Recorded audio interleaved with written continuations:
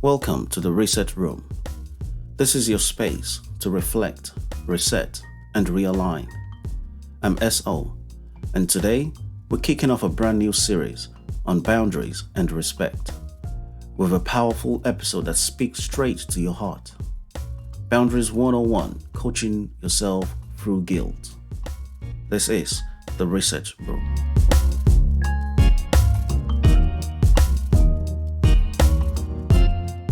Have you ever said yes when your whole body was screaming no? Or stayed quiet just to keep the peace, even when your silence cost you your peace? Yeah, me too. Let me ask you this, and be honest with yourself. When was the last time you felt guilty for doing something that was actually healthy? Like saying no to that extra workload, or telling someone you needed space, or not replying to a message right away. That, my friend, is exactly why we need to talk about boundaries and why we feel guilty for having them.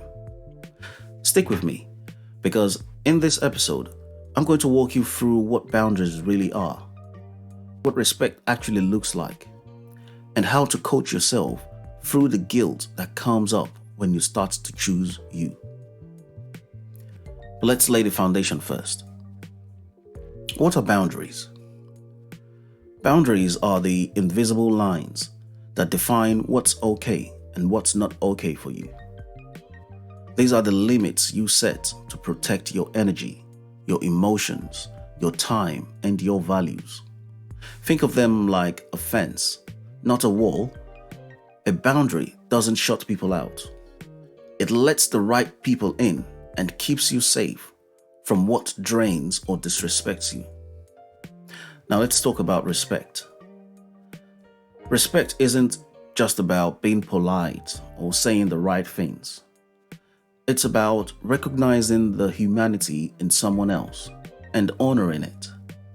Respect isn't just about doing what is right all the time. It's about recognizing that we all deserve some sort of dignity. But here's the twist. Respect has to start with you. Because people often learn how to treat you based on how you treat yourself.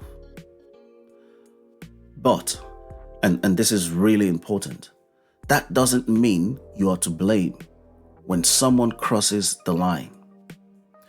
You could have the clearest boundary in the world, stated calmly and respectfully, and someone could still choose to ignore it.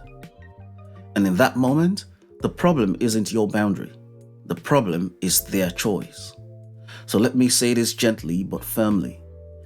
If someone disrespects you, that's on them, not you.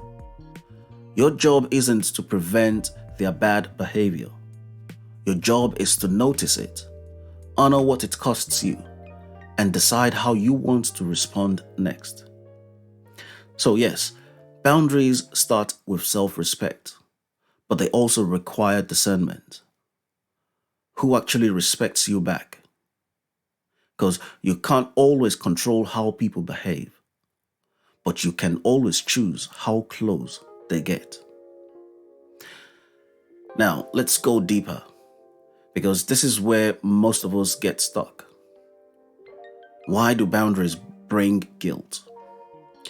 So many of us grew up being taught that being good meant being available, agreeable, and self-sacrificing, especially if you're someone who was praised for being helpful, being polite, or easygoing.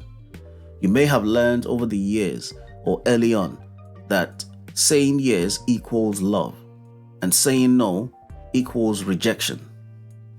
That being good means giving in, giving your time, giving your energy, your silence, giving your yes, even when your soul is screaming no.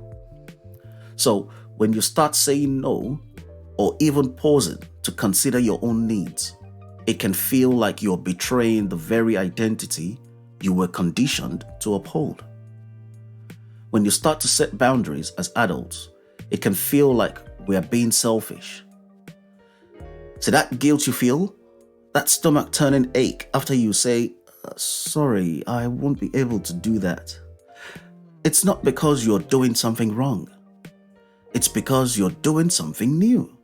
Something that's unfamiliar. Something that challenges your inner programming. See, when you've spent most of your life bending for everyone else, standing up for yourself could feel like standing in the way. You start to ask yourself, am I being difficult? Am I being selfish? Am I letting someone down? But here's the truth. There is a huge difference between selfishness and self-protection. So let's unpack that. Selfishness says, only I matter. Self-protection says, I matter too. Selfishness demands. Self-protection sets limits. Selfishness disregards others. Self-protection includes yourself in the equation. And yet, so many of us confuse the two because we were never taught to see our own needs as legitimate. So now let's talk about something we don't often admit out loud. The exhaustion of constantly giving in. There is a thin line, so thin it's almost invisible, between being generous and being depleted, between caring and collapsing. You say yes to one more favor, one more request, one more conversation when you're emotionally tapped out, and each time you chip away a little more at your own center.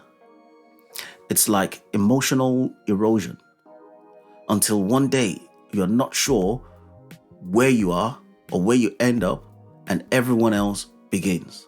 You feel lost, it leads to resentment, and ironically, you feel guilty for feeling that way. And you begin to think, but I chose to say yes. I could have said no. Here's what I want you to hear. And listen to me loud and clear, please. You didn't choose freely. You chose from conditioning, from fear, from the need to be liked, from the belief that your worth is tied to how useful or agreeable you are. And that's not a conscious, empowered choice. That's a survival mode. So let me say this again loud and clear.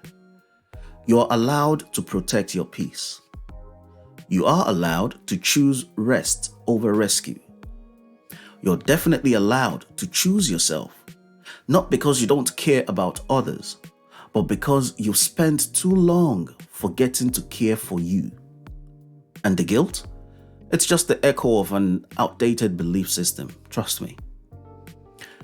You're not selfish for having boundaries. You're just finally remembering that you count too. Let me share a moment with you. A few years ago, I was invited to a dinner party. It was midweek. I had had an exhausting day. My body was tired, my mind foggy, and I just wanted a quiet night in. And remember, I'm an introvert, right? But the invite came from someone I really cared about. I didn't want to disappoint them. I didn't want to get them think like I didn't value our friendship. So I said yes. I got dressed, I showed up, I smiled and engaged as much as I could. But the whole time I was there, I felt disconnected. I was physically present, but emotionally drained. Later that night, when I finally got home, I had a moment of honesty with myself. I hadn't done that out of love. I'd done it out of guilt. And that realization helped me more than the party ever could have. That night taught me something. When you show up for others at the cost of yourself, nobody wins. Now that we've established it's important to self-protect, let's get practical. Here's what healthy boundaries might look or sound like. You can say, I can't commit to that right now. I need some time to think about it. I'm not comfortable with that. that doesn't work for me. Did you notice something in those statements that I've just made? They're very clear, they are calm, and they don't require you to justify or over-explain. You don't need to convince anyone to respect your boundaries. You just need to hold them. Hold your own boundaries. And yes, the guilt might still come, which brings us to the next segment, which is the heart of today's episode, coaching yourself through the guilt. See, when guilt shows up, here's what I want you to do. Name it without shame. Say to yourself, I'm feeling guilty, but that doesn't mean I've done something wrong.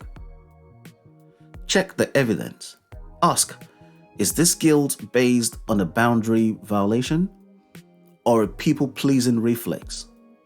And you'll realize most of the time, the guilt is about disappointing expectations, not disrespecting anyone. Use affirmations that anchor you. You could try this.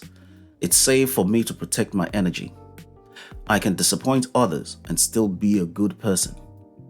Every time I honor my boundaries, I honor myself. So these are words of affirmation that you can use to anchor yourself. Say them, write them, and repeat them. You can visualize the win. Imagine the future you, calmer, clearer, stronger, because you chose to protect your peace. Let that version of you be the coach in the moment of guilt. What will the future version of you, post clarity, say to the current you that is feeling guilty?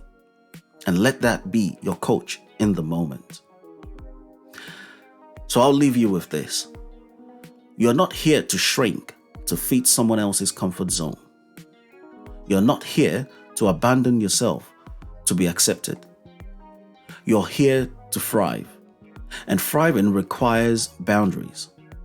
Boundaries are love. Let's understand that. And respect is power. And guilt? Guilt is just a leftover emotion from an outdated system that told you self-sacrifice was a virtue.